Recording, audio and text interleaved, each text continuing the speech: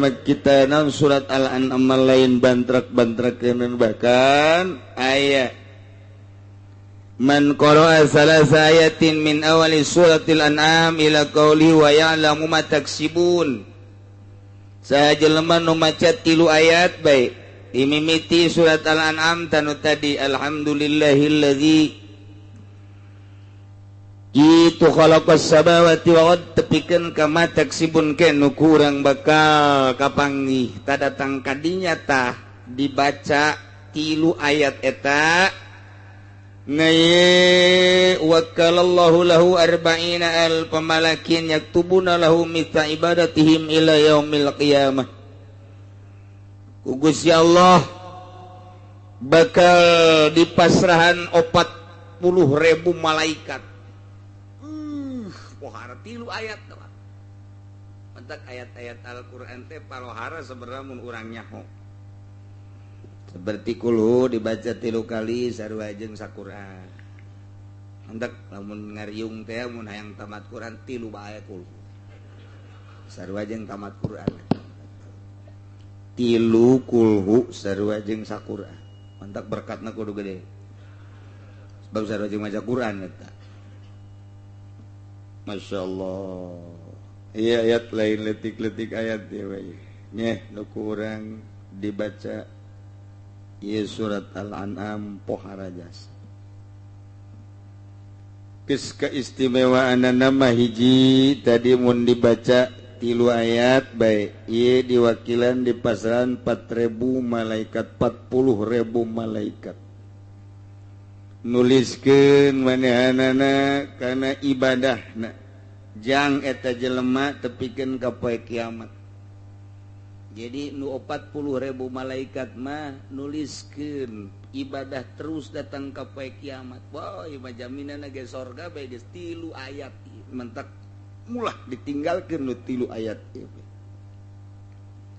wala jasa bahkan lamun aya setan dek ngalirukeun dek ngawaswaskeun dek ngajerumuskeun ka manehanana mun urang sering-sering maca ieu nu 3 ayat ieu datang ka maksibun ayat naon kitu mata taksibun na ieu setan ge moal kuateun da pokona mah dek di naon kitu ngaranna pengkolkeun ku setan cek setan teh nyokot deui bae motor ngridit ya nu itu ge aman pan kiai ngomong haram teh bohong buktina sia kan katutup nyokot deui bae eta setan tak kos kitu baik embungkeulekan maupun bisikan hati nu bungkeulekan mah bisa dicabok ku urang babari tapi ieu anu di jero hate eta teh lamun urang sering-sering maca ayat eta moal naon atuh make jeung ngridit mun boga duit memeuli malah-malah sapira dunia eta bisa kos kitu tah ieu lumayan ye berarti ayat pohara ya jadi berarti jang niiskeun hate jang supaya ulah kagoda ku setan ikan urang setan ya ampun jasa ieu mun kadeuleu mun loba jasa nu gelut jeung setan kelantaran setan teu kadeuleu jadi urang teh tenang-tenang bae setan teh kadeuleu jadi tenang-tenang mun setan kadeuleu meureun wah di sisi jalan nu gelut jeung setan loba jasa teu kadeuleu hana setan teu kadeuleu insyaallah haji urang na elehan bae ku setan eleh bae ku setan boro-borona naon teh ulah neuleuh awewe beuh ulah neuleuh awewe asal lu sugan ingat bahwa ieu teh henteu meunang henteu biasa bae hate teh ditutupan ku setan deureuh anu ngora nu kolot betah bae betah nu kolot teh neuleuh kobo bener putih mah atuh terlena sangkilang umurna geus 80 tahun ya atuh nya waduh sakjana lain deui jeung nu di imah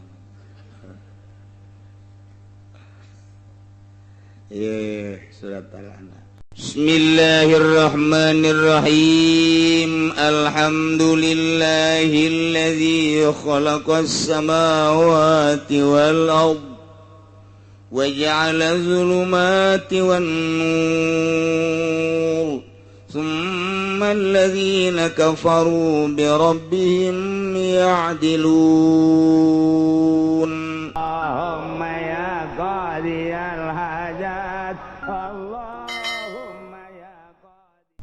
Bismillahirrahmanirrahim. Alhamdulillahilladzi khalaqas samawati wal ardh وجعل الظلمات والنور ثم الذين كفروا بربهم يعدلون. Suratul An'am makkiyatun utawi kilaiki ku surah Al-An'am makkiyatun iku kang bangsa Mekah illa wa ma qadarullah angin ayat wa ma qadarullah al-ayati salas tutugakan sira ing sakeh ayat kang tadal wa illa qul ta'alu lan angin ayat qul ta'alu al-ayati salas tugakan sira ing sakeh ayat kang tatalu wahya lan utawi ya suratul an'am mi'atun iku 105 lan 5 awasitun adawan 60 ayatan lan 60 ayat. Bismillahirrahmanirrahim. Kalawan nyebut jenengan Allah sifat dia Allah Ar-Rahman ikang maparin nikmat gede ya Allah ing dalam dunia. Ar-Rahim itu kang mapalin ciri nikmat cilik ya Allah ing dalam akhirat balak. Alhamdulillah wallahu alam bimuradihi utawi jenis puji wa huwa lan utawi hamdu al-wasbil jamiliku sifat kalawan kang elok bitun iku kang tetep lillahi kadoya Allah wa halil murad lan nada utawi kang den karepaken alilamu iku ngawaruhaken bidzalika kalawan mangkono alhamdulillah iman bihi kadoya iman bihi kalawan alhamdulillah awisana ubihi atawa ngalem bihi kalawan hamdu auhuma atawa utaya iman lan sana iku ihtimalatun iku sake kaihtimalan apya dua kang utawi leuwih maedahkeun ihtimalat iku asade sukang kaping 3 golahu Syekh ngucap ing kaul sapa Syekh Jalaluddin Al-Mahali Suratil Kahfi dalam surat Kahfi. Alhamdulillah allazi khalaqa kang adamel ya Allah tawaye ladzi sakhe langit wal arda lan bumi khassahu manang tukeun ya Allah ing karone sabawati wal ard bizikri kalawan den tutur li annahuma kana satuhune karone samawati wal ard a'zamul makhluqati iku kang leuwih agung-agung sakhe kang den damel linazirina kadoong kang ningali kabeh. Wa ja'ala zulumati lan dadakeun ya Allah ya khalaqat tegese gadamel ya Allah apa zulumati sakhe pepeteng wan nur lan cahaya kullu zulmatin wa nurin tegese ing sakabeh pepeteng lan cahaya. Wa jama'ahuma lan ngajamakeun ya Allah ing lafaz zulmah duna wala orangna nur likasati asbabiha karena akeh pirang-pirang sabab zulm. Wa hadza min dalaili wahdaniyati wa hadza lan utawi kilaiki ja'ala zulumati kudu saking pirang-pirang dalil sifat tunggal Allah. Summa alladziina kafaru kari-kari utaung akeh kang pada karupur ya alladziina kabema kiya bi hadza dalil sebaratane jumeneng ikilah dalil bi rabbihim kalawan pangerane alladziina ya'diluna iku mengoye lajana kabe ayu sawuna garo tegese madakeun ya lajana kabe ing liana rabb bil ibadati ing dalam ibadah walladzi khalaqakum min tinin thumma qada ajala wa ajalum musamman 'indahu thumma antum tamtarun wallahu a'lam bimuradihi wa Allah iku alladzi khalaqakum kang ngadamel ya alladzikum isra kabeh mungtinin saking ndut yakhluqu bi khalqi abikum kalawan ngadamel bapak sira kabeh Adam tegese Kangjeng Nabi Adam minhu saking tin sumaqadha kari-kari netepakeun ya Allah ajalan ing ajal lakum kadue sira kabeh tamutuna indan tiait kang pada marati sira kabeh ing dalam narikan narima tutu gaya ajal wa ajalum musamman dan utawi ajal kang den sebut madrubun iku kang den dadakeun indahu ing dalam sanding Allah libazikum kadue den tanyakeun sira kabeh summa antum kari-kari utawi sira kabeh ayyuhal kuffar wa aling pirang-pirang kafir tamtaruna iku mang sira kabeh tasyukun tegas semarang mang sira kabeh fil ba'si ing dalam ba's pada ilmikum ing dalam sausana waru sira kabeh annahu ibtada ing satune Allah iku ngawitan ya Allah khalaqakum ing adamal sira kabeh wa man qudira 'alal ibtida'i fa huwa 'alal i'anati aqdaru utawi zat kang kawasa yang maningatase ing wiwitan bahwa kumakote yang manalal iadati ngatase ambalani ku aqdaru kang leuwih kawasa wa huwa Allahu fis samawati wa fil ardi ya'lamu sirrakum wa jahrakum wa ya'lamu ma taksibun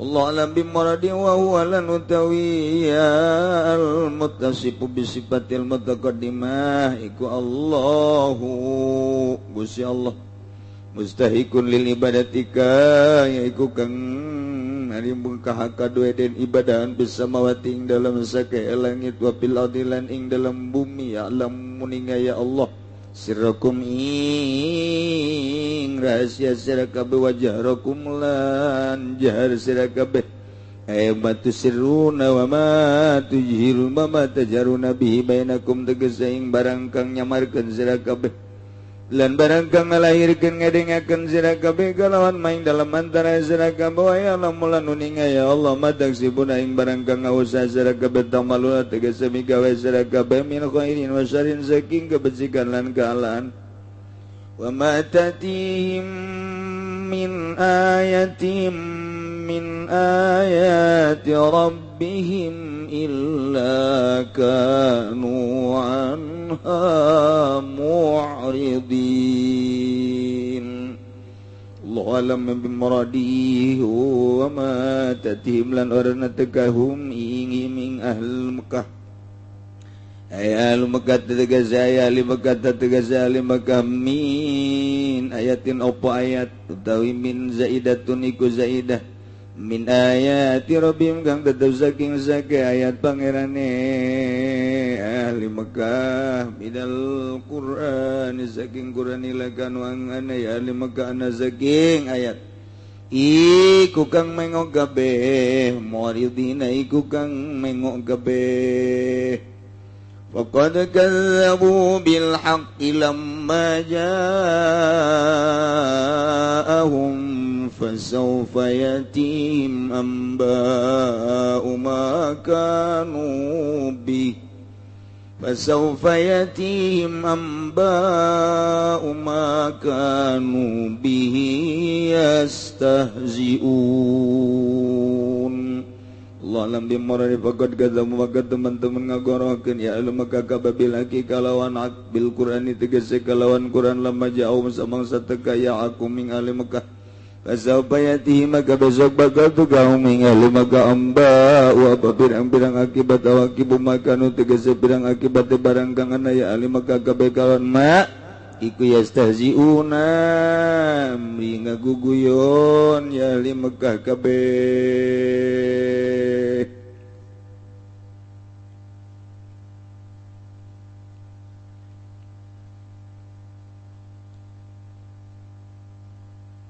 Suratul An'am beres surat Maidah urang ayeuna nyorang kana surat Al-An'am. Al-An'am eta tina pirang-pirang hewan ingon-ingon hewan ternak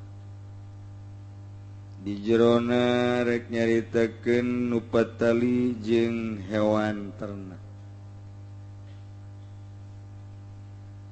Ieu ayat ieu surah Al-An'am kagolongkeun kana surah Makkiyah.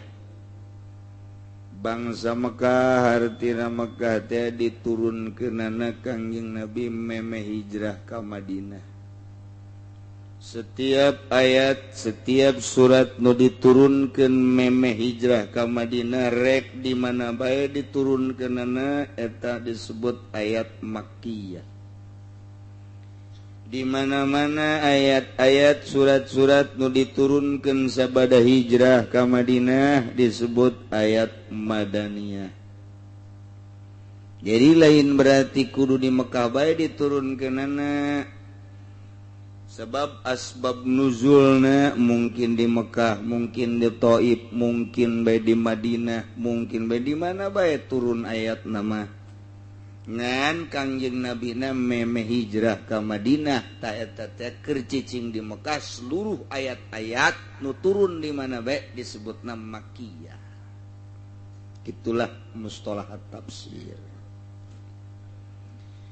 Ngan aya genep ayat hiji illa wa ma qaddarullaha pikeun katilu ayat jeung ayat qul ta'alu tilu ayat genep berarti eta mah ceuk ahli tafsir sabenerna mah ayat Madaniyah nyempil di jumlah ayatna ayat 165 atau ayat 160 genep ayat geus we ti mimiti kuari nu kolot bae balik ngaji di talat balik ngaji di talat. Jadi orang teu karasa saminggu boga saayat 2 ayat di talat. Teu karasa 5 tahun nu sabaraha puluh ayat.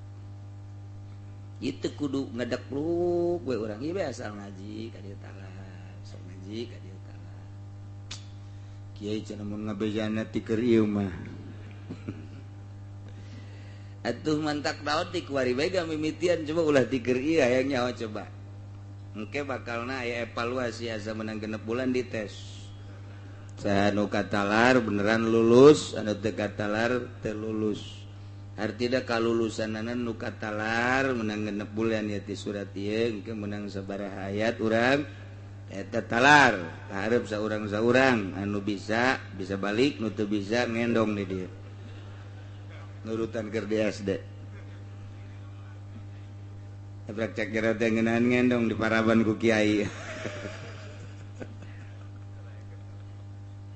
Masyaallah. Iyalah surat Al-An'am. Di jerona aya mafatihul gaib. Kunci-kunci kegaiban. Wah.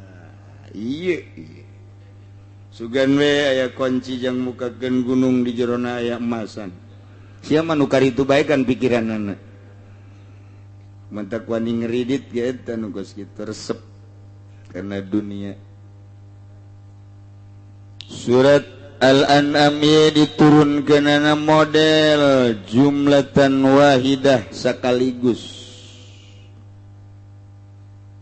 ayat-ayat anu aya di surah nu lain mah kadang diturunkeunana nungtut tapi surat Al-An'am ieu mah sakaligus diturunkeunana sebanyak 165.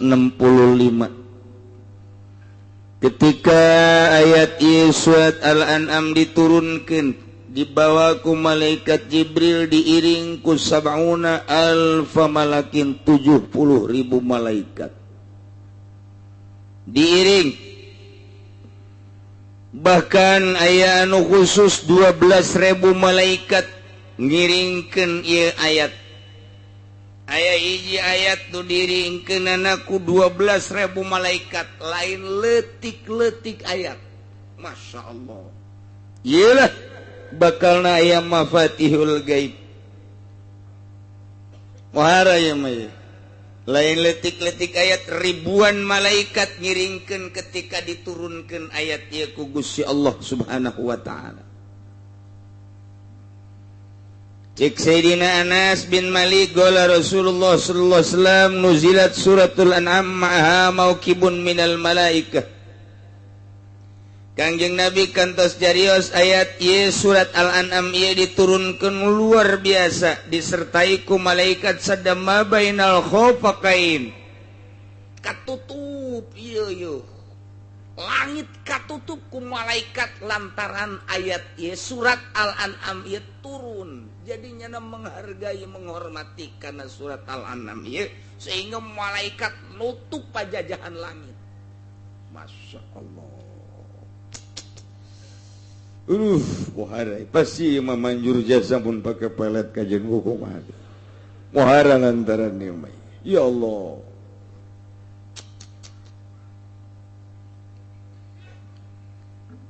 Tika bin Mahba non ki Ka'bul Ahbar nyaritakeun Fatihatul Taurat, Fatihatul An'am, wa khatimatuha. Lamun urang teu pernah maca Taurat sabenerna awal kitab Taurat eta awalna ieu surat An'am. Tungtungna ge tungtung surat An'am. Jadi di kitab Taurat teh diawali ku awal surat ieu, tungtungna dina kitab Taurat tungtung surat ieu. Dina kitab Taurat teh kos kitu, kitabna nu dicekel ku para Yahudi mun asli. Ngan ku ari mah neangan nu asli teh hese. Iyalah luar biasa imak kita naon surat Al-An'am lain bantrak-bantrak bahkan ayat man qara'a salasa ayatin min awali suratil An'am ila qauli wa ya'lamu ma taksibun sajelema nu maca 3 ayat bae dimimiti surat Al-An'am tanu tadi alhamdulillahilladzi itu khalaqas samawati wa ard tepikeun ka ma taksibun kenu kurang bakal kapanggih tadatang kadinya tah dibaca 3 ayat eta ngaye wakalallahu lahu arba'ina alf malakin yaktubuna lahu mithla ibadatihim ila yaumil qiyamah. Ku Gusti Allah bakal dipasrahan 40.000 malaikat. Pohara 3 ayat teh. Mantak ayat-ayat Al-Qur'an teh palohara sebenarnya mun urang nyaho. Seperti kulhu dibaca 3 kali sarua jeung sakurang. Mantak lamun ngariung teh mun hayang tamat Quran 3 bae kulhu. Sarua jeung tamat Quran. 3 kulhu sarua jeung sakurang. Mantak berkatna kudu gede. Sebab sarua jeung maca Quran eta. Masya Allah. Iya ayat lain letik-letik ayat ya bae. Nyeh nu kurang dibaca ieu surat Al-An'am pohara jasa. Geus kaistimewaanna mah hiji tadi mun dibaca 3 ayat bae ieu diwakilan di pasaran 4.000 malaikat 40.000 malaikat. Nuliskeun manehanana kana ibadahna jang eta jelema tepikeun ka poe kiamat. Jadi nu 40.000 malaikat mah nuliskeun ibadah terus datang ka poe kiamat. Wah, ieu mah jaminanna ge sorga bae geus 3 ayat mentek mulah ditinggalkeun nu 3 ayat ieu. Wara jasa bahkan lamun aya setan dek ngalirukeun dek ngawaswaskeun dek ngajerumuskeun ka manehanana mun urang sering-sering maca ieu nu 3 ayat ieu datang ka maksibun ayat naon kitu mataksibun na ieu setan ge moal kuateun da pokona mah dek di naon kitu ngaranna pengkolkeun ku setan cek setan teh nyokot deui bae motor ngredit ya nu itu ge aman pan kiai ngomong haram teh bohong buktina sia kan katutup nyokot deui bae eta setan tak kos kitu baik embungkeulekan maupun bisikan hati nu bungkeulekan mah bisa dicabok ku urang babari tapi iya anu di jero hate eta teh lamun urang sering-sering maca ayat eta moal naon atuh make jeung ngeridit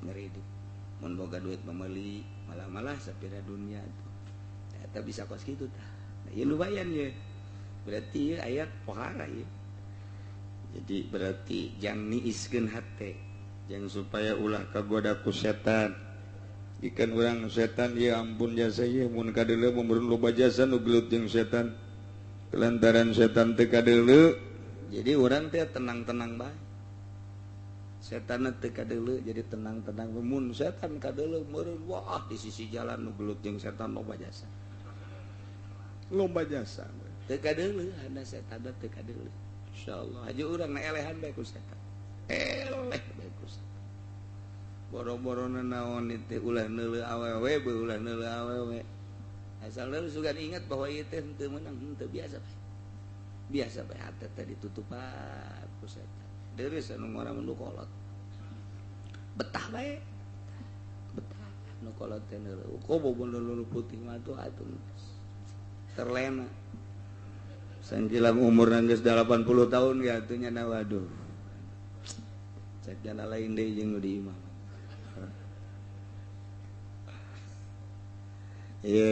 surat Al-An'am Bismillahirrahmanirrahim Alhamdulillahilladzi khalaqas samawati wal ardh wa ja'ala adh-dhulumati wan nur thumma alladhina kafaru bi rabbihim ya'dilun wallahu a'lamu bimuradi alhamdu sadaya puji lillahi tertentu ka Gusti Allah mun urang ngabahas make bahasa alat mah atuh babari alhamdulillah teh bisa dijadikeun lil istighra kulul hamdi atawa lil jinsi jinsul hamdi atawa lil ahdi alhamdul ma'hud fi dhihni nu jelas mah sakabeh puji berarti mun ngabahasakeun sakabeh puji-puji teh loba namun cek ahli usul mah lain kitu alhamdu teh mufrad mu'arrafun isi mufrad ditendenan alif lam itu teh yufidul umum geus al mufrad al mu'arraf yufidul umum mufrad mu'arraf eta maedahkeun kana umum geus nya mun nyaritakeun umum berarti loba geus sakabeh puji bahasana jenis puji bahasana loba berarti tinggal aya sabaraha ternyata aya 4 aya puji qadim alal hadis mujina Gusti Allah ka makhlukna kos puji Allah ka Kangjeng Nabi Ayub innahu awwab Kangjeng Nabi Ayub mah langsung dipuji ku Gusti Allah lantarannya nama dibere panyakit nu sakitu poharana ge teu pernah nyebut aduh acan teu pernah Kangjeng Nabi biasa bae biti borok sanggeusna borok terus aya bilatungan beak awak aku bilatung bau cobaan teh kira-kira ka Rasul ngakos kitu bae apa pernah nyebut adun teu doang itu pernah doang teu pernah Allah bae Allah ngan hiji doang ketika aya bilatung nu endek kaletah usul ka Gusti ampura Gusti lain abdi embung dicoba ku Gusti bilatung datang kaletah ngan mun letah kena bilatung abdi teu bisa nyebut ngaran Tuhan sakitu bae ieu mah da usul teh sakitu bae urang mah kakarak lieu satik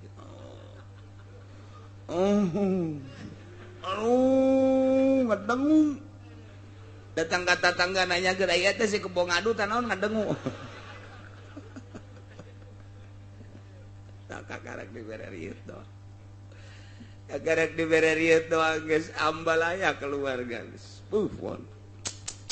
dibere urang rada darah tinggi setik sadesa nyahoeun kabeh sadesa nyahoeun tambah geus kuari mah aya diabetes sakabupaten nyahoeun kabeh lantarannya nana kokoar auh-auhan aduh-aduhan jauh jasa jeung Kangjeng Nabi matak dipuji ku Gusti Allah innahu awwab.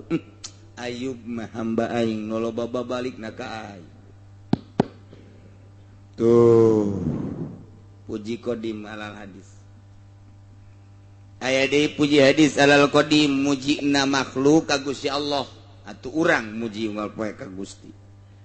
Aya puji hadis alal hadis urang muji ka papada urang kasep amat, ganteng amat, geulis amat, barahan amat dan lain sebagainya. Eta nu Allah kabeh kitu. Aya puji qadim alal qadim mujina Allah ka Gusti Allah. Cak Allah teh pan aing mah Maha Rohim, aing mah Maha Ghafur. Puji Allah ka Allah. Zat aing Maha Rohim, zat aing Maha Ghafur.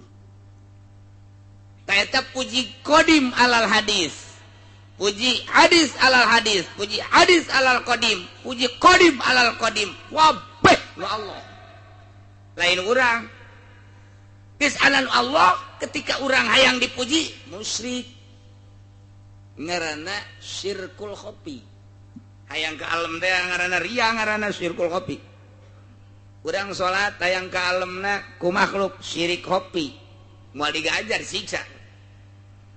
Lantaran nu nita salat saha Gusti Allah, nu ngagerakeun salat saha Gusti Allah, nu mere tanaga saha Gusti Allah, nu mere ilmu kana yen eta salat teh wajib saha Gusti Allah. Kunaon aya dilaksanakeun hayang ka alam ku pimitohaeun. Ih, cek Gusti Allah aing nu nita sia hayang kalemna lain ka aing. Cokot Gusti ganjaranna ka ditu di neraka tuh. Tah eta syirkul khofi. Pan puji teh nu aing kabeh ge mentak alhamdulillah sakabeh puji eta tetep ka Gusti Allah. Sadaya puji rek puji qadim alal hadis, pujina Allah ka makhluk. Rek puji hadis alal hadis, pujina makhluk ka makhluk. Rek puji hadis alal qadim, mujina makhluk ka Gusti. Rek puji qadim alal qadim, Gusti Allah ka Gusti Allah. Nu Allah kabeh. Urang mah teu boga nanaon. Ulah yang dipuji. Ese jasa. Yang dipuji ku gagah ai gagah nu saha. Dicabut sia ku Gusti Allah gagagahan sia nu sia hayang kapuji ku gagah sia isuk pake itu dicabut bahaya.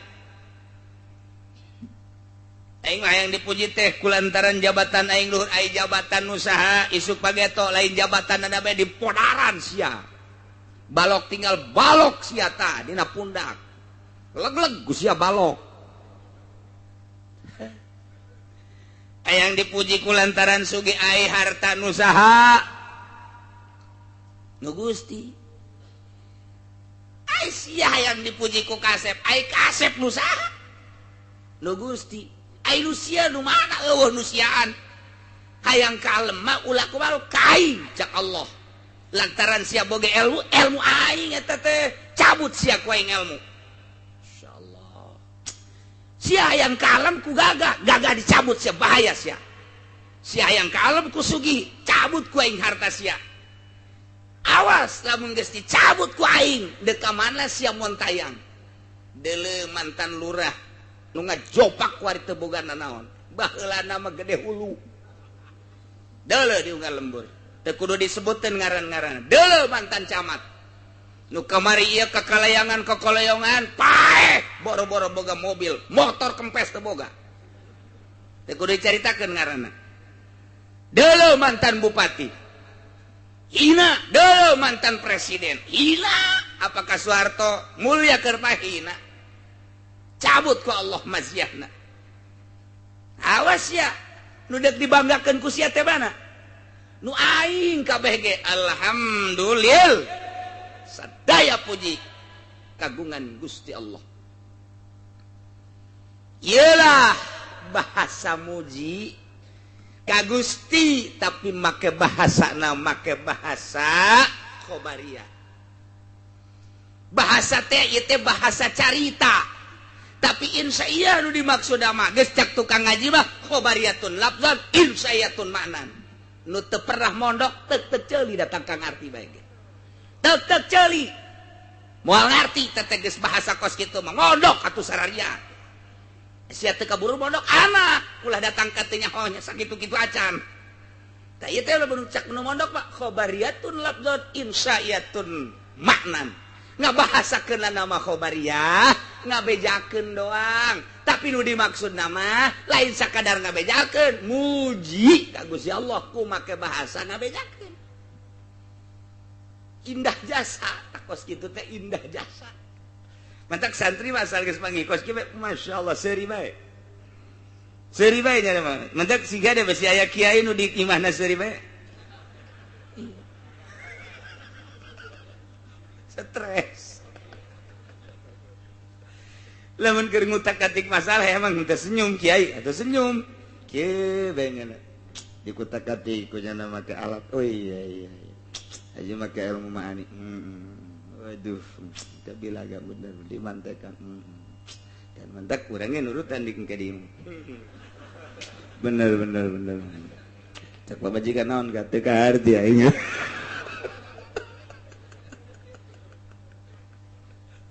aduh Gusti Allah. Iyalah khobariyatun lafzan insya'iyatun manan. Di mana kanyahoan khobariyahna? Panrangkaianana mubtada khobar. Alhamdulillah jadi mubtada lillahi nakdirkeun isim jadi khobar. Geus rangkaian mubtada khobar mah atuh tah mangarana khobariyah Zaidun qaimun nyaritakeun bahwa Ki Zaid teh nangtung nyaritakeun Ki Zaid nangtung ieu ge nyaritakeun puji teh kagungan Allah. Ngan sakadar nyaritakeun bahwa sadaya puji teh kagungan Allah Aisyana muji henteu. Aisyah muji apa henteu? Ieu mah dongeng. Carita bahwa puji boga Allah Aisyah muji henteu. Ka dieu sia. Ieu bahasa aing, ieu bahasa muji teh kos kieu aing mah. Ngan isin aing lamun ngabesakeun bahasa hayang. Geus ta'adub ka Gusti Allah aing mah bahasa muji teh kos kieu lantaran isin pun tapenta ka Allah geus nyaritakeun doang gede-gedena mah menta kos kieu bae Assalamualaikum sia anak ye ka bapa datang sehat alhamdulillah Pak lain sehat-sehat deui aya awak mah Aisyah aya naon ye kieu Pak anak nu hiji deuk sakola duit teu boga dongeng kan ngaranna dongeng kan dongeng eta kos kitu tah aju kuari ieu adina merejel deui aduh rumah sakit can kabayar Pak ieu kuari ge di rumah sakit keneh aju itu tuh nundek nyawa de menta surubuk can aya duit eta kan dongeng eta bapada teh geus kudu nyawa mentas ya berarti ka aing lain dongeng doang eta nu dimaksudna Pak Pak oh lain kieu jadi bapana ge deui bloon kabehan panamun kieu mah oh sia dongeng kos kitu atuh heuh Pak atuh geus dongengkeun bae di hareupeun aing ku sia itu bapana goblok anakna atuh eta mah kos kitu mah teu nyaho bahasa atuh kudu surti si bapana oh jadi si anak saya di rumah sakit pamajikan di rumah sakit keneh can kabayar nunggu kabayar karek 2 juta kabehna 8 genep juta deui Pak Juk, atuh ieu muriang deui tata kakana nu orok. Ju itu minta surubuk sakitu doang. Naon deui? Geus tungguan atuh. Tah eta bapak hebat anu kos itu. Eta bapak hebat, ketunggan bawa ka mana? Ya, datang mau martil.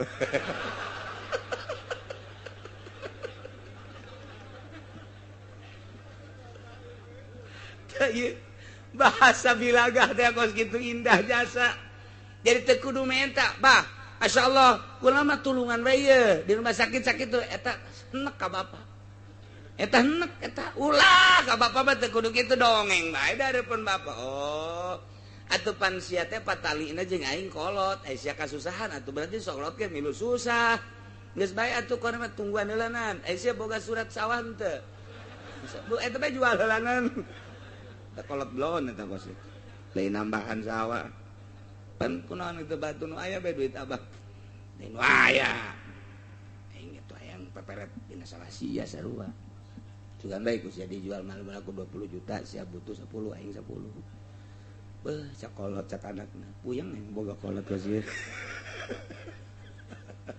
tah eta teh kos kitu okos urang bahasa untuk merobek hati wanita.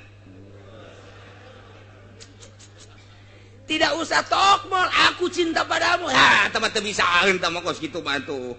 tidak bisa cukup ku sakieu doang ge. Jika aku melihat wajahmu, hatiku merasa teduh. Masya Allah, Masya Allah. Aduh. Setiap saat bayangmu selalu ada di hadapanku. Masya Allah. Sejuta bintang di langit, satu yang bercahaya. Sekian Udin.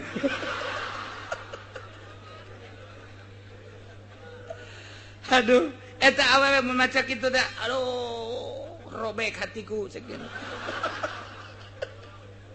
Tah eta teh menta, eta teh bahasa kos kitu teh memuji ngaranna. Memuji ngaranna teduh hatiku jika aku melihat wajahmu. Eta teh memuji ngaranna di jerona mah berikanlah secuil cintamu. Ai siap. Atuh geus pinteran sia aing mah bukunan di sia. Emang keur dongeng keur dongeng kitab ye. Teh aya bahasa khobariyatun lafdon insayatun manan panjang jadi dongeng tak ku ngaji mah jadi blak ngeunaheun. Mantap pondokeun anak. Kumaha rada aji habak.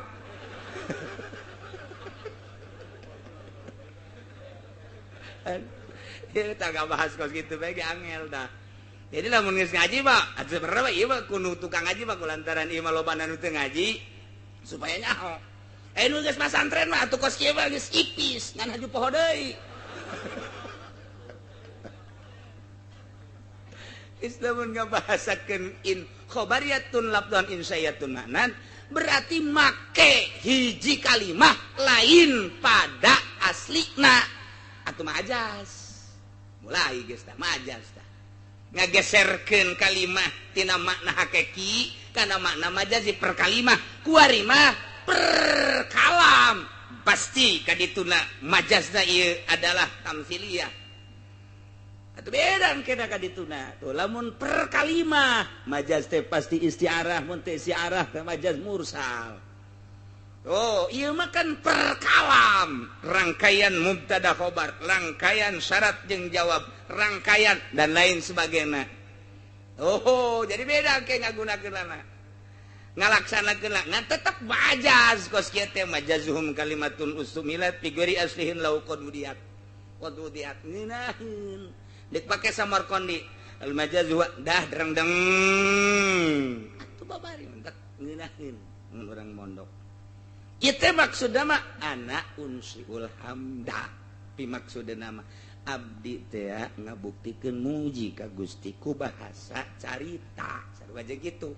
Sarua jeung tadi anak sabenerna mah kula teh deuk menta ka bapak ku bahasa dongeng. Tuh, jadi lamun kolotna pinter dongeng eta lain ditanggap. Naon deui sia? Naon deui tah? Naon deui? Atuh aing karunya aja ka sia. Cakana karunya sih teu mere belakon.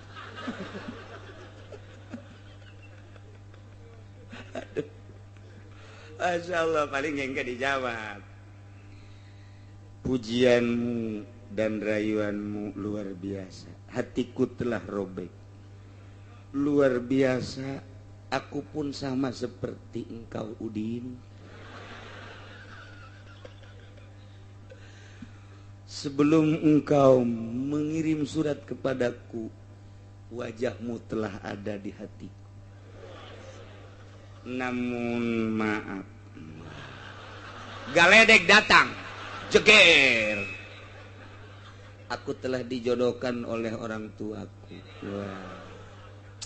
Walaupun demikian tetap cintaku padamu. Balas deui, kutunggu jandamu.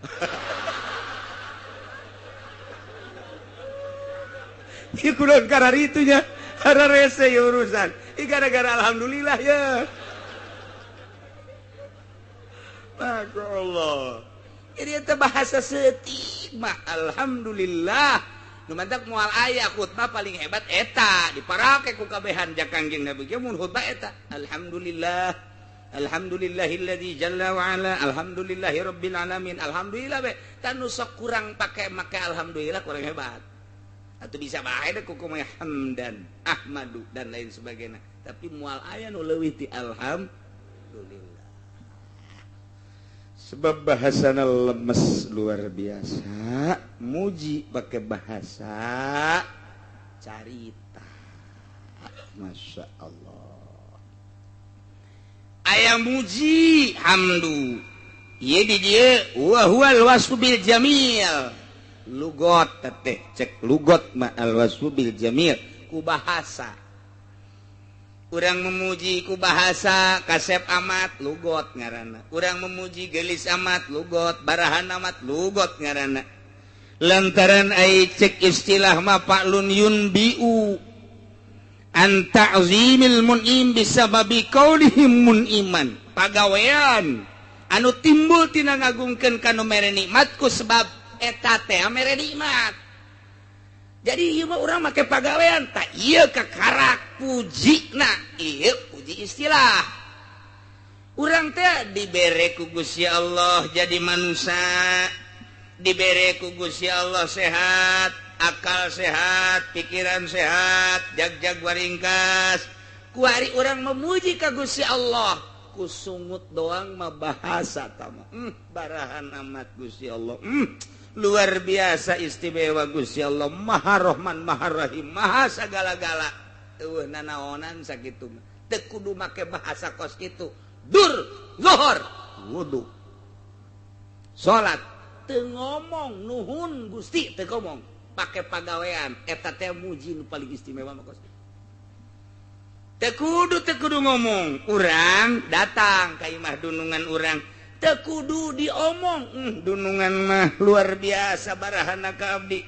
Geus luar biasa beberean teh ka abdi teh geus hese nyaritakeun anak ulah ngomong kitu ka dunungan mah tembongkeun pagawean sia di hareupeun dunungan, rasa syukur sia ka dunungan sia, muji ngaranna. Begitu datang ka dunungan langsung ka dapur. Bersihan ka dapur, kote.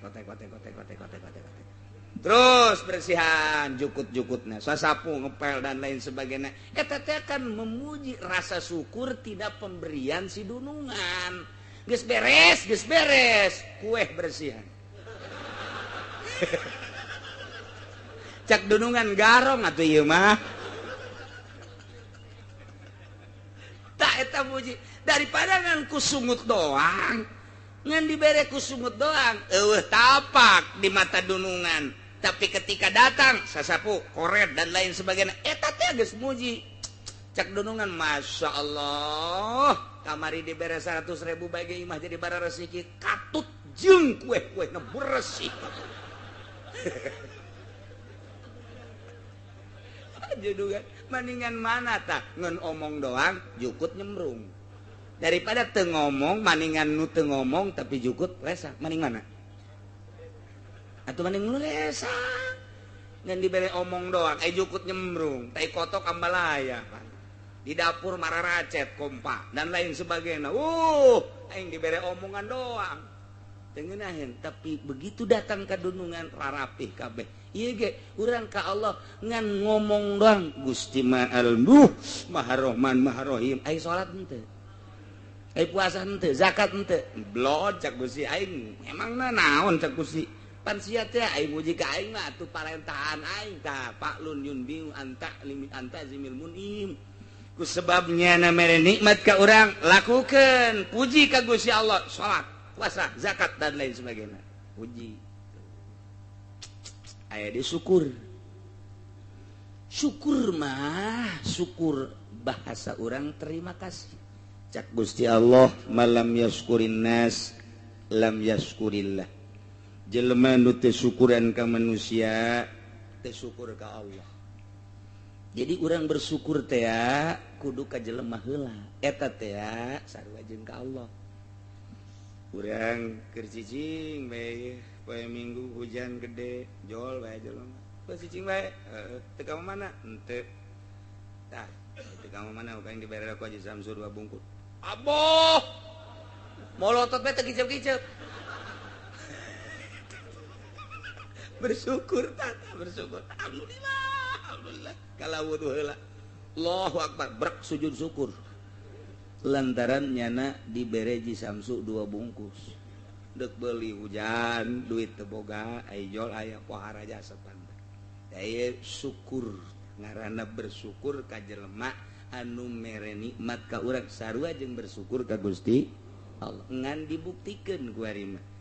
Dibuktikeun kos kumaha si bentuk syukur nu asli. Bentuk syukur nu asli tergantung jelemana. Lamun alim bitalimihi kiai kumagahan eta adalah bentuk syukur teu kudu ngomong. Lamun hiji jelema dibere ilmu ku Gusti Allah nyana dek magahan ngaji dek saurang dek duaan dek 10 dek 100 lu jelas nyana magahan ngaji tak eta bentuk syukur. Mun dibere ilmu teu dek dibikeun ka batur kufur ngaranna. Lantaran aya nikmat pemberian ti Allah teu dek dibikeun ka batur kufur nikmat. Dibere ilmu kunyana ku Gusti Allah tapi teu daek dikembangkeun ilmuna geus alim bitalimihi lamun aya kiai daek magahan ngaji eta ngaranna bentuk syukur. Geus syukur teh eta ka murid alhamdulillah aing aya sia ngabaturan aing ngaji aing bisa nyodakohkeun ilmu ka sia. Eta ka jelema tah bersyukur ka santri, bersyukur ka jelema nu daek ngahadiran, hakikatna mah eta teh syukur ka Gusti Allah. Geus eta kudu diomongkeun Gusti Allah bersyukur ka dinya teh sarua jeung ka Allah. Malam yaskurin nas, lam yaskurillah. Jelema teh syukur ka manusia, teh syukur ka Gusti Allah. Bentuk syukurna mun dibere ilmu pagahkeun. Nah, santri ngan 3 bae. Mingguan terjauh di 5 itu ge mun teu hujan hiji-hiji acan gas eureun kufur ngaran kufur nikmat. Lamun pamarentah biadlihi syukrul imam biadlihi syukurna seorang pemerintah adil. Lamun aya imam ti mimiti RT datang ke presiden tah eta teh ngaranna imam nyana bisa adil teu kudu ngomong alhamdulillah teu kudu ngomong muji ka Gusti Allah dengan bisa adil geus bersyukur berarti eta bentukna bae heulana urang mah bentuk geus lamun aya lurah bisa adil teu kudu loba omong keur syukur ka Gusti Allah. Aya camat adil teu kudu loba omong syukur ka Gusti Allah ngan ngabentukeunna dibentukeun adil ka rakyat. Bupati adil eta teh kudu ngomong geus Allah memuji sia keur bersyukur ka aing lantaran aing nitipkeun jabatan ka sia ku sia dipake jabatanana pake jujur jeung adil sia teh keur ngalaksanakeun syukur ka aing dengan pelaksanaan jujur sia jeung adil sia teh kudu ngomong ka Allah asajana ngalaksanakeun adil adilna imam syukur berarti ka Gusti Allah. Lamun nu sugih bisa dakotihi. Lamun aya jelema sugih bisa sedekah teu kudu ngomong eta adalah bentuk syukur ka Gusti Allah lantaran mun teu boga nya teu bisa sedekah. Nah kuari dengan sedekahna berarti keur bentuk syukur ka Gusti teu kudu ngomong-ngomong ka Allah geus henteu kudu asal aya pake miskin tah asal aya butuh tah eta teh geus berarti syukuran ka Gusti Allah sanajan hatena poho ka Gusti Allah nyana keur ngalaksanakeun syukur ka Gusti Allah. Jadi lamun alim bitalimihi imam biadlihi lamun nusugih bisodakotihi etalah bentuk-bentuk syukur panjang mun didongengkeun tarifna mah geus teu kudu bae heulanan ieu mah langsung ngabentukeun bae bongan aing mah ngajina jeung nu tilok mondok jadi haju ka harti panta oh kos kitu daripada ngabudah ngomong bae lurah loba omong ai jujur henteu kufur berarti lantaran dititipan jabatan nah camat teh jujur kufur polisi teh jujur abri teh jujur bupati camat kuah bae gubernur presiden eta teh keur ngabentukeun kufurnyana terhadap nikmat anu dibere ku Gusti Allah. Awas mamalana di akhirat wari jadi menteri titipan ti Gusti Allah sarua jeung kieu hei Muhaimin menteri naon ngaranna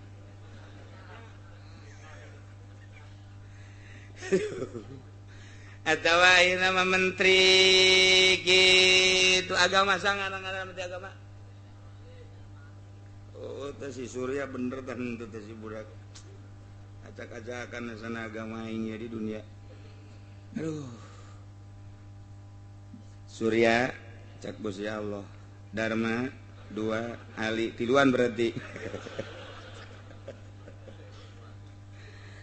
aing titip jabatan kementerian sia teh dijadikan menteri agamanya Kadek hiji ulah digunakan ku maneh pakai jang partai maneh petilu ulah digunakan pakai organisasi ulah digunakan partai imah secara nasional titip aing kasia jujurkeun jeung adilkeun teh kudu loba omong asal sia ngalaksanakeun bentuk syukur ka aing geus aya aing bakal mere la azidannakum lamun sia henteu jujur teu adil kufur nikmat berarti sia aing geus nyadiakeun neraka jahanam jang sia lain jang sasa teu aya sumput salindung aing mah nyeun teh dua bae sorga jeung neraka sia jujur sorga sia teu jujur neraka nyaun masyarakat ge kabehan mun sia di akhirat lantaran di dunia teu jujur haju sia di akhirat dikasorgakeun aing cak Gusti Allah pasti didemo ku masyarakat embung aing mata ka Allah mah malah nu demo. Hai Presiden SBY, engkau telah diamanati oleh seluruh bangsa Indonesia, rakyat Indonesia, 200 sekian puluh juta memandang dirimu, hai Presiden. Dan di dalam negara ini macam-macam yang harus dilindungi, mulai dari papan atas sampai papan kelem. Abeh ieu teh kursi teh kudu dising hade. Sia teh kan boga cabang-cabang jeung ranting-ranting melalui sub-sub mulai diatur oleh kementerian-kementerian bila perlu tambah deui menteri besi kurang ngelolana kadituna terus aya gubernur per provinsi aya kabupati bupati per daerah tingkat 2 aya jang ngembangkeun kejujuran jeung keadilan sia aya kecamatan kabelah dituna jang ngembangkeun kejujuran jeung keadilan sia aya desa aya arat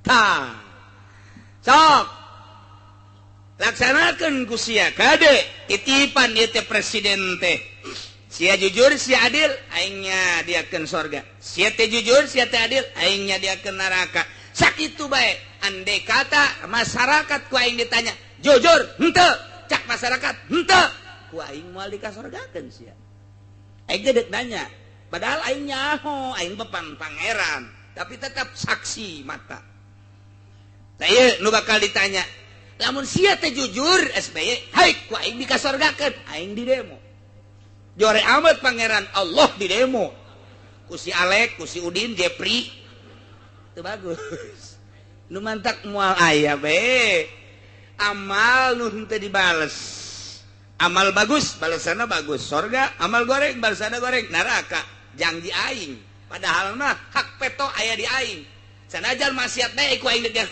kasorgakeun mah tuh kumaha aing aja nu aing sarua jeung baju sia baju ieu teh tiru ku daki dek dika lamarikeun bae atuh kumaha sia bae nu sia ieu geus nangis trika tapi na dek diteuneuh di luhur hau atuh kumaha sia bae jabatan manusia ieu ngan meureunanan saimah-imah demo pak kunaha ai itu can diseuseuh dadabun itu dibawa ka agrikan jero lamarikeun ai ieu menang istri ka kunaon dikahawukeun kumaha abah bae jeung nu abah bah abah ku dia kagrogolkeun we nya emang kunaon salah nempatkeun bah ai sapatu sok da di hulu apa di suku di hulu bener ieu kopiah di hulu apa di suku di suku atuh bener mah abah mah dosisnya tinggi kuduna ieu mah tah berarti kan itu adil lamun sepatu dipakai di suku adil lamun sepatu dikahulukan teu adil lamun kopiah dikasukukan teu adil tah kuari teh kos kararitu tah lamun kurang dibuka mah jelema teh loba nu teu araradi nah ieu balikan deui aya nu bentuk syukur teh geus teu kudu omong langsung digawe boga ilmu urukeun bentuk syukur ngaranna langsung ka bentuk bae mah lamun jadi pamimpin ku adil bentuk syukur geus teh kudu loba omong lamun boga harta ku sedekah bentuk syukur langsung teh ku Allah dibere sorga bae geus dibere sorga geus ngolowong biasa sabenerna mah ieu lurah teh geus babari jasa tinggal ngalengkah doang ka sorga tinggal ngalengkah doang plak sorga lurah mah babari jasa asal bebeneran ngurusan rakyatna ketika teu bebeneran ngurusan rakyatna wayahna ka sorga mah ka sorga ya di sate segede bangsa 1999 tahun lah. Kayak antara muji jeung syukur. Alhamdulillahilladzi sadaya puji Gusti kagungan Gusti Allah. Puji nu opat tadi adalah nu Gusti Allah walil murad alilam bidzalik. Ngajelaskeun puji. Apakah nu dimurad teh ngan sakadar nganyahokeun kana pujian lil imani bihi karena iman atau memang alam langsung ialah itimal apiadu hasalis gawujudkeun nu sabenerna mah sakumaha dina surat Kahfi. Geus kasimpulanna nama seluruh puji kagungan Gusti teu aya anu hak puji salian Gusti mah. Ai kitu kunaon Gusti make jeung hak dipuji. Gusti ma allazi khalaqas samawati wal ard anu ngadamel 7 lapis langit nu ngadamel 7 lapis bumi. Dijelaskeun ku Gusti Allah samawati wal ard khossahuma bi dzikri henteu manusia henteu hewan henteu gunung henteu laut lantaran panggede-gedena makhluk Allah langit jeung bumi. Azamul makhluqat lin nazirin nu kadeleuk urang panggedena langit nu kadeleuk urang panggedena bumi. Datangkan dibentuk-bentuk kurang teh dibagi-bagi ku manusia datangkan 5 benua. Benua Asia, benua Amerika, benua Afrika, benua Australia, benua Eropa. Lamun sabenua Asia bae ge aya Asia Barat, Asia Timur, Asia Tenggara, Asia Utara, Asia Selatan. Wah, luar biasa. Kitu kene Amerika, kitu kene Australia. Sabuah deh kumaha meureuntah sa Asia teh.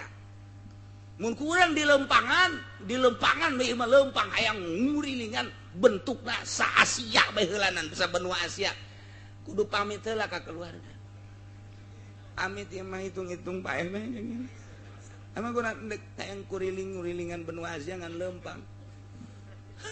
Cek keluarga geus dadah. Moal ka panggih pasti ieu mah ieu. Moal ka panggih deui, moal ka udag.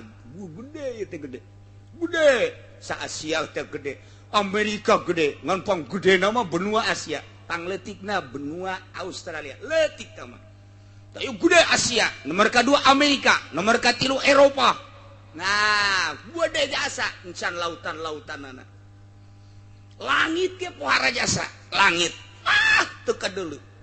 Tungtungna langit di mana teu nyaho urang. Teu nyaho urang teh tungtungna langit di mana. Aju ku urang mah kadeleuna ngamparkan bumi, tapi nurut cek ahli astronomi, ahli falak, bulet bumi. Bumi bulet, komar bulet, bulan mata poe Samsun bulet, Zahra bulet, Samsun Zahra mata Zahal Zuhal bulet. Planet anu 12 barulet kabeh Jupiter dan lain sebagainya barulet. Jeung ngabogaan poros kabeh ge ngabogaan tempat lempangna. Wa kullun fi falakiyas bahun. Kurang sok dibaca pan di surat Yasin. Wa kullun fi falakiyas bahun. Wal qamaru qaddarnahu manazil hatta 'ada kal urjunil qadim la syamsu yanbaghi laha an tudrikal qamara walal lailu sabiqun nahar. Wa kullun fi falaki lantaran teu ngarti atuh henteu nyaho. Maksudna teu paham dibaca mah dibaca bae. Padahal mawal qamara qaddarna kaula nu agung geus nakdirkeun geus mastikeun al qamara kana perjalanan bulan. Wal qamara qaddarnahu manazila aya manzilahna nu mantak aya manzilahna di ilmu falak teh. Ieu teh keur manzilah naon ku ari di bulan naon? Ngitung ti April, Maret, Mei, Juni, Agustus, September, Oktober, afhamtun. Berarti ayeuna dina hamal burujna teh lamun April, Mei, Maret berarti marhutun. Maret hut dina manzilah hut berarti. Geus engke aya usna aya 9, geus aya manzilah-manzilahna. Wah, beuki angel wae mondokos ge gitu. Geus angel bagian. Geus engke aya jihad syamsonan kitu simal, aya janum. Apamtun Maisanul Yuljahul Agasus Sepsumjun Burujun Simaliun April Mei Juni Juli Agustus September ini adalah buruj Simali. Berarti perjalanan matahari adalah kaler. Okbizun Nop Asdun Deskozun Abdal Janjantun Septun Eta adalah Janubiyun kaditu. Berarti ke burujnya adalah simaen jalubi kidul mata kurang nele bulan geus teu kudu hese ka kidul apa kaler kidul apa teu dina bulan apa heula bulan naon ieu Maret oh marhutun simali deuleu kumaha kabelah kaler tuh teu kadeuleun bulan age susu eta bae nu kadeuleu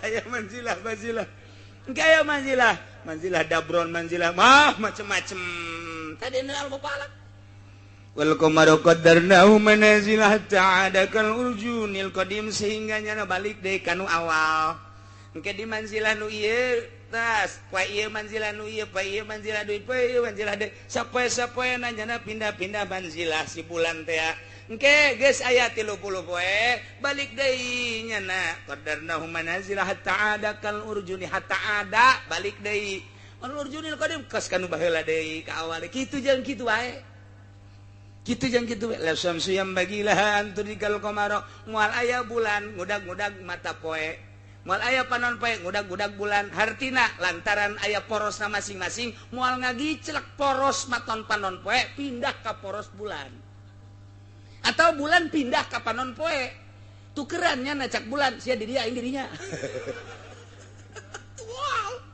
la syamsu yang bagilah antudikal qamar walal lailu sabiqun nahar moal aya peuting miheulaan berang-berang miheulaan peuting atuh geus aya dina jamna lantaran melalui panon poe melalui bulan bakal kanyahoan poe bakal kanyahoan di jero poe engke aya jam la syamsu yang bagilah antudikal qamar walal lailu sabiqun nahar geus dijelaskeun ku Gusti Allah ulah hese-hese wa kullun fi falaki yasbahun aya paranti lempang-lempangna kareta cek tukang babadean mah jeung Garut mapan loba kareta naon sababna sia eta kareta lamun aya jalan teh sok dimake papalang gitu kan ya kan kareta tek aya pintu sok dipapalangan gitu babadean tadi Garut mah naon sababna sia atuh sababna beusi aya motor ka dieu lain kunaon beusi kareta mengkol ka dieu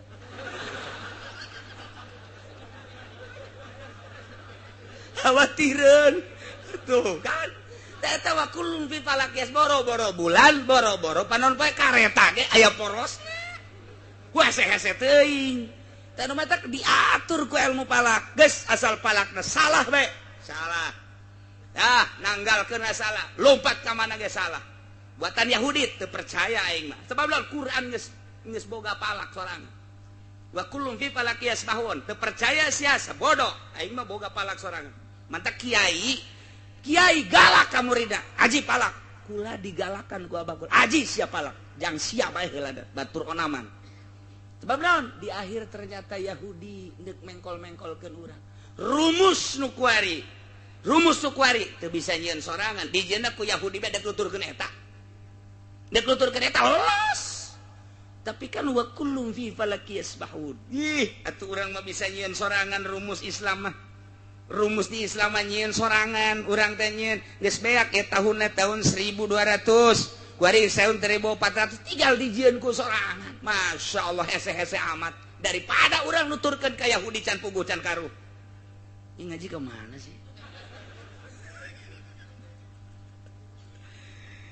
Itulah Gusti Allah teh nu mantak sadaya-dayanya nggakeun puji nu Gusti lantaran Gusti manu ngadamel 7 lapis langit encan kadituna aya aras encan kaditu aya sidratil muntaha encan kadituna aya rob-rob encan kadituna aya kolam aya lauhil mahfuz Masya Allah berbagai pengalaman para rasul diantara Kangjeng Rasul urang ketika Mi'raj boro-boro sasaha malaikat Jibril ngan datang ka langit ka 7 bae pamitan malaikat Jibril tidinya teh Muhammad teu bisa kula mah naik ka luhur terus lantaran wilayah kula mangan sakikeuna bae cak Kangjeng Nabi mah nyai ti handap babarengan datang ka dieu ini kula ditinggalkeun hayu bae embung lain wilayah Jibril mah Jibril embungeun ngalengkah nu lain wilayah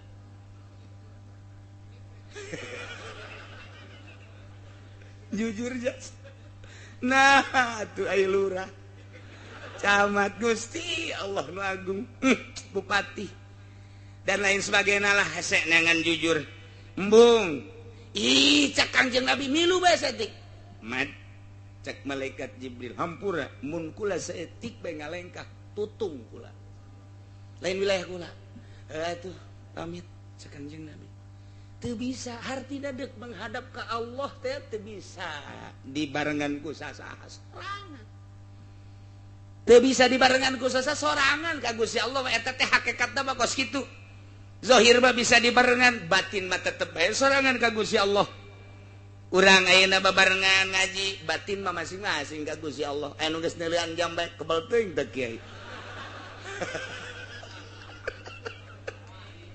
batin mah masing-masing tah ieu ge urang teh hudang ti peuting sorangan ka Gusti Allah tadarru masyaallah hanya Allah nu apaleun hanya Allah nu terangin kadeukeutan urang jeung Gusti Allah hanya Allah bae jeung dirina nu nyaho karasa deukeut jeung henteu na jeung Gusti Allah karasa jasa deukeut na jeung jauhna jeung Gusti Allah wari urang kieu maksiat mabok kabeh ge eta boga perasaan jauh jeung Gusti Allah boga harta teu ngazakat eta ki haji nu hartana berlipat teu zakat dirina teu bisa dibohongan nuranina asa jauh jeung Allah kuari deuk we urang boga harta kabaraha zakatna aya 20 juta mah plek plek plek dinolkeun hate bentuk ibadah ka Gusti kakarak sakitu ge asa deukeut jeung Gusti asa diseuri-seuri Allah teh asa seuri di hareupeun aing keur seuri ye jeung Gusti Allah asa kos kitu kuari zakat kaluarkeun puasa orang normal salat biasa urang tahajud asa deukeut biasa jeung Gusti Allah masyaallah coba ge nu sok tahajud mah hudang isuk-isuk moal aya marah moal aya jelema nu sok hudang ti penting moal aya marah lawan sababna sebab asa deukeut jeung Gusti Allah isuk-isuk diuk di meja dibawakeun kopi jeung henteu bakalna moal aya reaksina naon ka pamajikan moal aya keur dibawakeunana malah cek hate lah ning teu kudu ngarepotkeun tapi lamun urang kerek bae hudang subuh kaberangan mandi gejebur salat subuhna sakieu kunutna isin pan luhur kieu besi anu yang serikeun sakieu Allah madini mana keberan anak kadinya bah pan kunutna di dinya ka luhur keur salat kieu goblok lalu ngomong dia beres salat langsung ka meja eta ketin marah di hei kopi atuh tengah ngomong kopi atuh gua kopi naik meuli atuh man duit tadi beres sia sok ngomong ayo meuli atuh geus marah luar biasa geus bae dikerokeun bol saya tah song tah tadi mah paroe kuring bacang pamajikan seuri we bebejar emang eta karasana kumaha kopi geunah heuy tambah bawa seng paingan pek deui goblok sia cakna eta akibat teu penting teu hudang mamarahan nah ialah Gusti Allah ieu keur carita alladzi khalaqas samawati wal ard Allah teh panu ngadamal 7 lapis langit masyaallah encan nu lain-lainna haju eueuh nu nyaho kalegaan langit wal arda jeung bumi di jero bumi teh wah tersimpen macam-macam aya minyak di jero teh aya solar aya besi di jero teh logam perak emas dan lain sebagainya ai emas onom teh kudu jero taneuh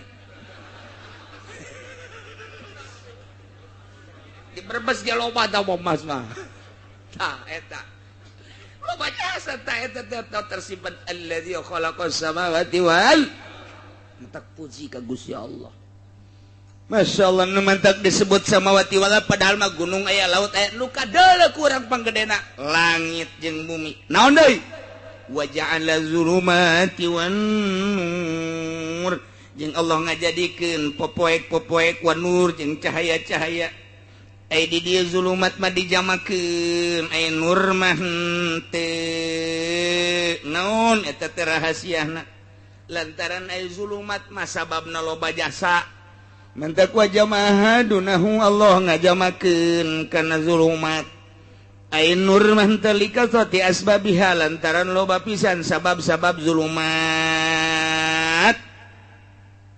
poek mah loba jasa hiji tertutup poek kadua poek tina sinar ilu poek tina matahari mencakup kana poek ku kabodohan itu macam-macam lontok zulumat luar biasa lobana geus dijamakeun ku Gusti Allah tah langit bumi nangieun Allah caang jeung poek nangieun Allah geus nu Allah atuh kabeh ge mantak naon atuh urang minta cacaang tina popoe ka Gusti Allah eta ka Gusti Allah cacaang teh cacaang sinar lampu cacaang sinar mata poe cacaang sinar bulan jelas tah mah cacaangna tuapin paling sulit cacaang mata batin nur teh mencakup kana cacaang hisi zahir jeung cacaang batin jero hate lamun geus caang Quran kadeuleu per huruf rahasiana tersingkap jelema maksud jelema kanyahoan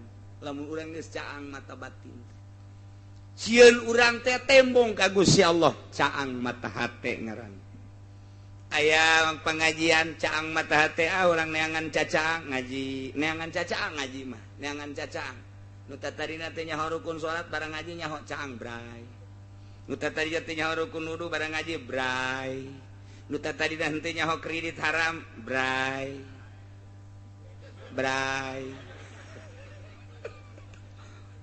gaji mah ngaji we tapi poek wae tetep jadi ku Gusti Allah can dibukakeun teh encan datang kana ner caang encan ka karakter sikap saeutik we teng teng kae nutup deui di majelis mah terbuka asal keluar di majelis nutup deui teh cacaang eta dua hese teh tandu mantak loba ulama ninggalkeun umatna heula lah neangan cacaang we heula di jero kamar di gunung di leuweung neuk neangan cacaang abeh ulah tagoyur ulah bimbang ulah robah lantaran cacaang ieu teh kadang-kadang kalimpudan begitu urang geus boga ilmu caang kuari bisa beramal caang bikeun ka batur ojol jeung duit poek cacaang nyieun pondok pasantren nyieun proposal ka Pemda poek nu tadina pasantren salap modernkeun ku urang poek lain hayu beuki caang beuki poek nur buatan Allah penta ka Gusti janu Gusti urang boga tanaga ti Gusti penta supaya tanaga gede lamun urang make medis tanaga make gede make suplemen suntik teh gedekeun bae suntik mati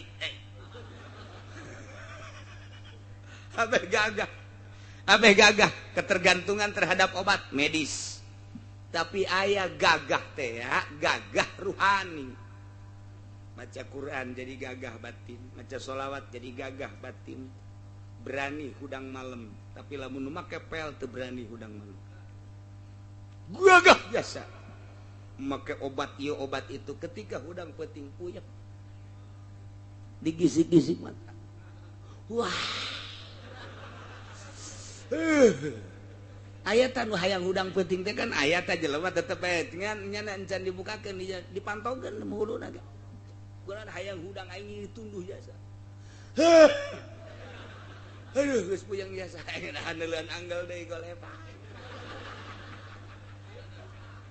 awak mah gagah tinju mah bisa ngalawan peuting teu bisa tapi sering maca Quran sering ngaji sering maca sholawat begitu hudang jam 2 masyaallah nikmat jasa langsung hudang ngala wudu set Allahu akbar pas tahiyat teh salam deh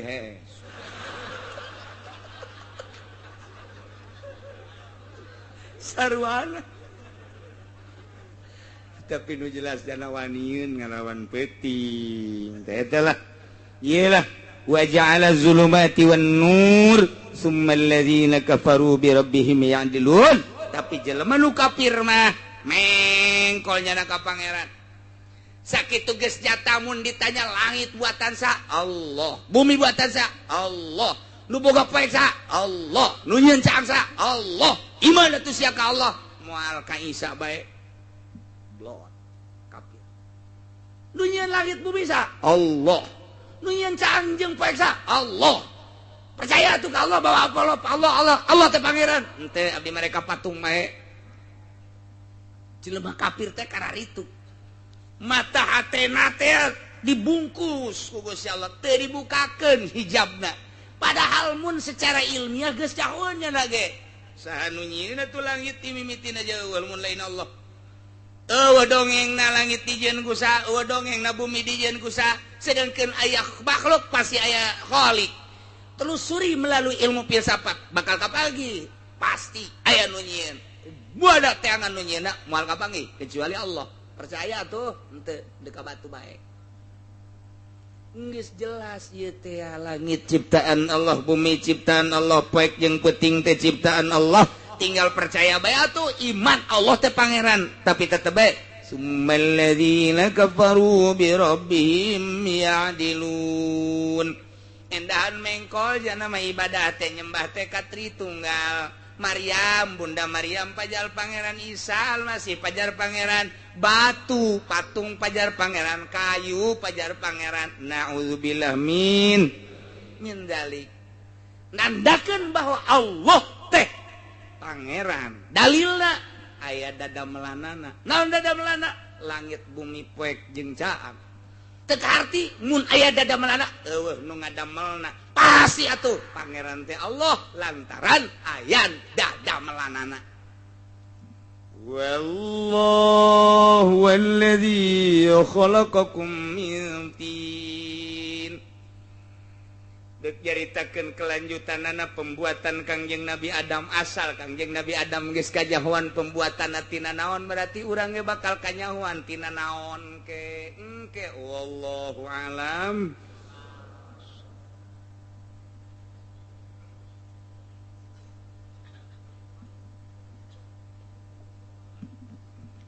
Allahumma salli wa sallim ala sayyidina Muhammadin fil awwalin wal akhirin wa barik wa sallim wa radiyallahu ta'ala an sadatina ashabi sayyidina Rasulillah ajma'in.